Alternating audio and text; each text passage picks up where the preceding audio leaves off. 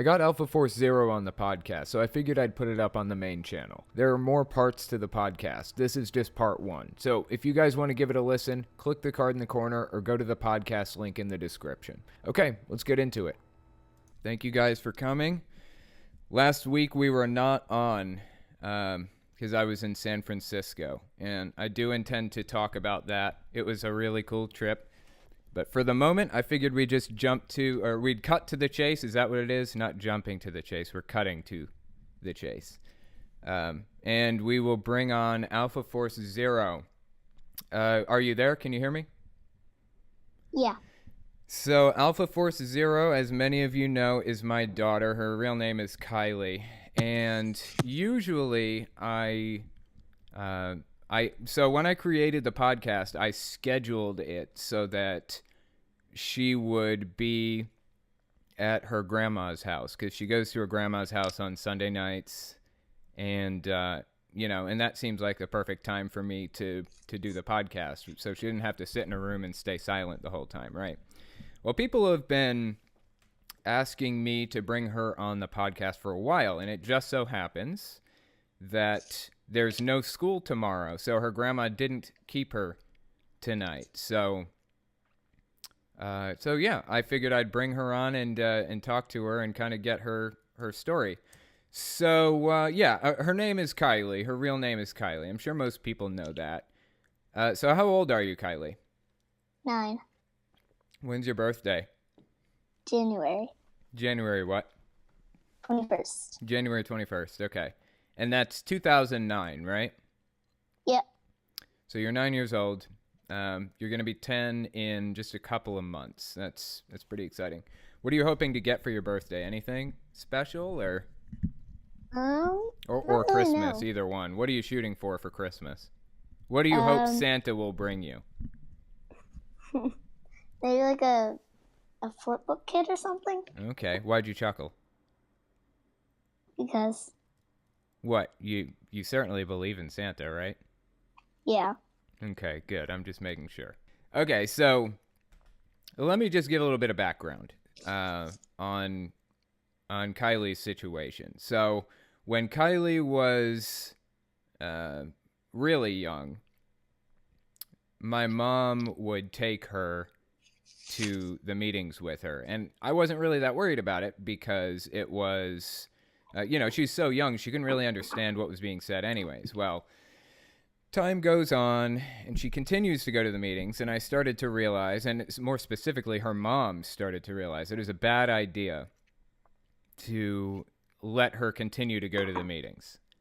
So I had to cause a problem over it. I had to tell her, I don't want you taking her to the meetings or talking to her about Jehovah. I want to teach her anything about religion. So can you just leave religion out of it, right? Well, throughout, over the past few years, there have been times when I allowed her to go to the meeting with my mom for one reason or another. So, Kylie, do you remember going to any meetings or going in service? Can you tell me a story about when you went in service with Grandma? Well, I didn't really do much when I went in service with Grandma. I just I kind of stood there next to her. I didn't really say anything. Okay. Did you ever knock on any doors or anything? I did knock on a few doors, but I didn't say anything like I just said a second ago. Okay, so you just kind of stood there and let her do her little presentation and just stood there and looked pretty. Yeah. Right, got you. Okay, interesting. Do you remember, did they play any kind of Bible games or anything when you were in the car? What happened? What kind of things did they talk about or do in the car?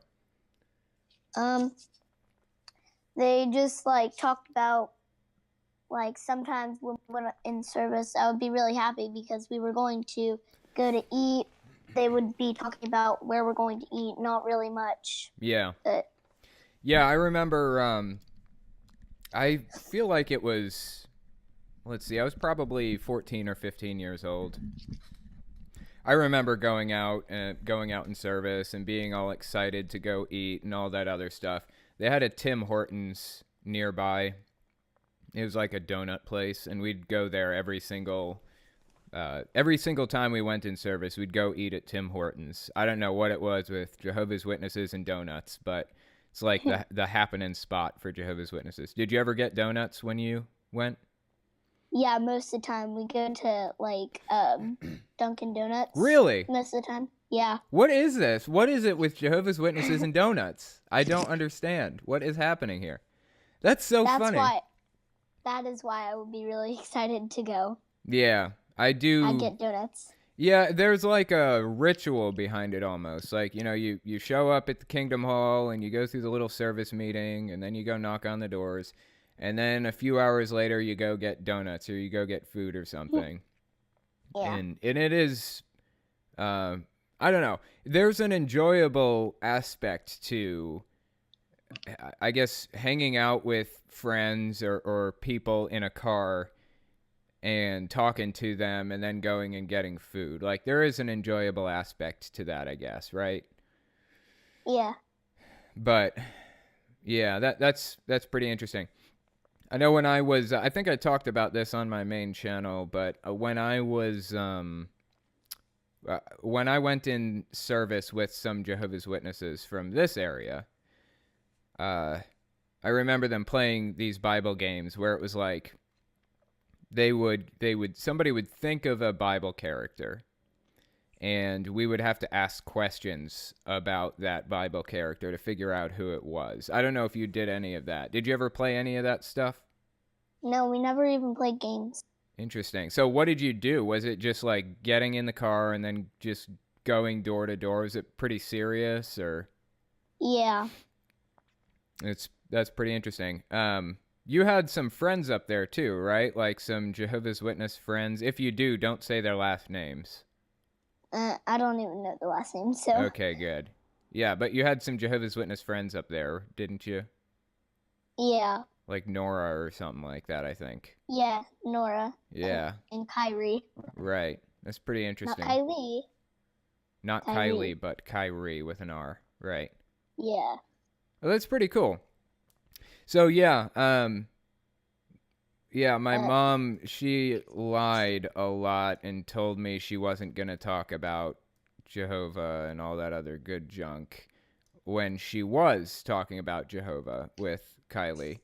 And she called it theocratic warfare. I mean, that is what it's called, where they lie and cheat and manipulate and steal and do whatever it takes to further the goals of the Watchtower Society. As long as it's in service to the Watchtower Society, then it's okay. They're okay to lie. And that is how my mom justified lying to me, telling me she was not going to talk to Kylie here about Jehovah's Witnesses, but did anyways. So, I'm just like, a while back, I remember, Kylie, you said you wanted to get baptized as Jehovah's Witness. This has been probably, I think you were 7, so a couple of years now, right? How do you feel about that now? I don't know. I don't know why I wanted to. Yeah, well, I remember at the time you said... I know what I said. I think I know. I think you said that you just wanted to, like, get baptized. You just wanted to be in the water and get baptized, just to go through the process or whatever. But I'm pretty sure this is what I said. I want to get baptized because I want to get dunked into a big pool at the meetings. Right. And then I told you that you could do that, but you'd have to do it at Mama's church instead of the Kingdom Hall, right? Yeah. Of course, I find it interesting that Jehovah's Witnesses commonly want children to get baptized earlier and earlier, younger and younger. Like, they're pushing for 7, 8, 9 years old to get baptized. I was, I think, 13 or 14 maybe, but I was the first in my congregation, or one of the first. But I feel like if you're not old enough to get married, you're not old enough to get baptized. Like, this decision's going to affect you for the rest of your life, right? Yeah. It seems to me that somebody that's 7 years old could not possibly understand the consequences behind what they're doing. As far as if you had gotten baptized, you would have had to have stopped talking to me, for example. Yeah, just ignored you completely. Our relationship definitely would have changed. Of course, you lived with me, so you wouldn't completely be able to ignore me or anything, but our relationship would change permanently, probably. Yeah. And I don't know. It's just like, it's like grandma's goal was just to get you baptized and forget any of the consequences that come along with it. Just get you baptized and her job is done, kind of thing, and that kind of bothered me a little bit. Yeah. But anyways, I don't know. I mean, she's a good person in her heart, really. I really believe that grandma is a good person in her heart. She has people's best intentions at heart. I just think that she has a warped idea of what's best for people. She thinks that Jehovah's Witnesses are the best option for everybody. If people just join the religion, their lives will be fantastic. Yeah, I mean, like I was saying, I think that she has everyone's best intentions at heart. She is a good person. She just has a warped view of what's best, Mm-hmm. But anyway, I am so glad that you don't have this desire to get baptized anymore, because that seriously worried me for a while. I was quite concerned. But anyways, yeah. Was there anything that you wanted to say to like fans, or anything that you wanted to talk about, or anything before I move on to another subject? We do have some questions for her. Oh, really? Okay. Do you want to answer some questions, Kylie? Sure. Okay, let's have them. All right. First one was, how old were you when you stopped going to meetings? She may not remember. Yeah, I don't remember. I remember she was about 3 when I drew a hard line. And she was going to every meeting up until about 3 years old. But then she kind of sporadically went to one here or there from then on. Yeah, but you still go when you're with grandma, right? Yeah. Yeah. Because, I go with grandma. I don't have anywhere to go while she's at the meeting, so. Right. So if she does end up going to grandma's for the summer, which hasn't happened the past couple of summers, she has no option but to go to the meetings, because, that's where my mom's going. My mom is watching her, and what you going to do? So anyway, next question. All right, you're going to like this one, babe. Okay. What do you think about Lunchables? I love them. She's a big Lunchable fan. But I've kind of cut down on how much I buy them. Like, usually I'll just buy, sandwich Why don't you tell them favorite Lunchable? Nachos. She likes pizza pretty well, too. Nachos and pizza. Yeah, that was my most common one. But now I mostly eat nachos. All right, now we have the obligatory child question. What do you want to be when you grow up? Scientist. That's a good choice. Yeah, good answer. Yeah. What kind of scientist? Any specific, or just want to be a scientist? Just scientist. Okay. I know a lot of people aspire to different things. Like, a lot of people will aspire to be politicians or, actors or something like that. But I feel like scientist is an underrated occupation. Of course, you're going to want to get more specific than just scientist. Like, you could be a chemist or a geologist or something. Yeah. But I think chemist. People do underestimate the value, I know that my plans for you are, I'm hoping that you're going to get a doctorate degree at a university, 8 years.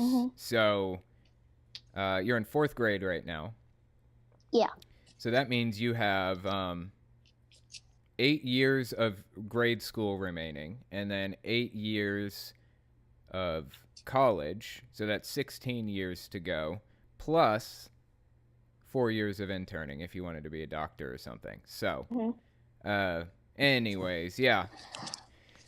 I don't know. It's just like I think it's an undervalued occupation generally as scientists. I don't know why more people I don't know why more politicians aren't scientists. Why do we have lawyers universally renowned for being lying, cheating scumbags? You know, I mean, not all lawyers are like that, obviously.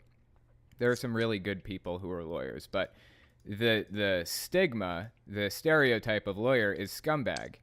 And all of our politicians are lawyers. Why don't we have any scientists for politicians? It kills me. Like, they're not thinking critically here. Anyways, yeah, that was my little rant. But yeah, I appreciate you coming on and talking to me, Kylie. I should get you on again one of these days. Was there anything else that you wanted to say or anything before you mute and I move on? Actually, yeah. So, remember when we were talking about Grandma? Yeah.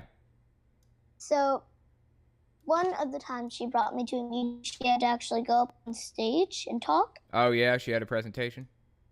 Yeah, and we were sitting pretty far in the back next to my friend. She just left me sitting there, so I could have walked away. Oh, really? Yeah, see, that's the thing, is Grandma has, like, this inherent trust for anybody who is Jehovah's Witness. You wouldn't do that if you were at, like, a bus station or something. You know, you wouldn't just leave a kid sitting there. I think generally Jehovah's Witnesses have such a kinship with each other that it's probably safe. I mean, I don't think anybody would walk off with a kid. I don't know how old you were. You're probably 6 or 7 or something. Yeah, but probably. I don't think anybody would walk off with you. But the fact that, you know, that just goes to show what kind of an inherent trust Jehovah's Witnesses have for each other. It's really fascinating to see, like, this weird kinship that they have with each other. But anyways, yeah, that's pretty interesting stuff. I appreciate you coming on and talking to me. And I hope you guys enjoyed listening to her. And like I said, maybe I'll get her on another one of these days. But go ahead and mute, and I'm going to move on to another subject, okay? Okay. Okay.